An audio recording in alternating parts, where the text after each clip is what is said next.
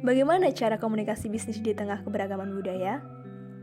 Indonesia memang dikenal sebagai negara yang memiliki keberagaman budaya dengan slogan Bhinneka Tunggal Ika yang berarti berbeda-beda tetapi satu jua.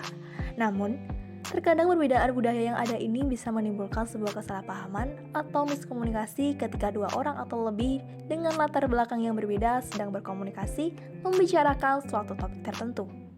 Komunikasi yang terjadi pada kasus tersebut bisa kita sebut sebagai komunikasi lintas budaya. Lalu, bagaimana sih cara komunikasi bisnis di tengah keberagaman budaya?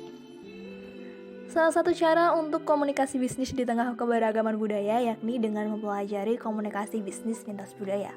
Mempelajari komunikasi bisnis lintas budaya menjadi semakin penting di tengah masyarakat yang memiliki keberagaman budaya.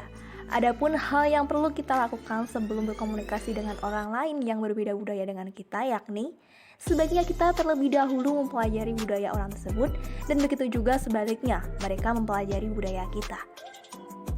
Hal ini dilakukan agar bisa menghambat terjadinya kesalahpahaman yang nantinya menyebabkan hal yang tidak diinginkan bisa terjadi dalam komunikasi bisnis.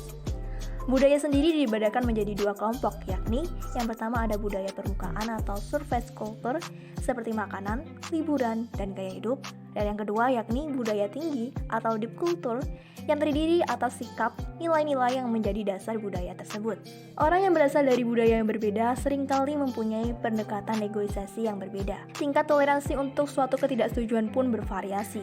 Seseorang harus dapat menumbuhkan hubungan personal sebagai dasar membangun kepercayaan dalam proses negosiasi di sebuah bisnis.